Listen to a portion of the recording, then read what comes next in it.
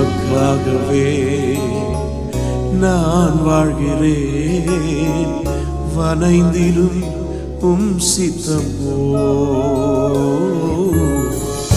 உமக்காகவே நான் வாழ்கிறேன், வனைந்திடும் சித்தம்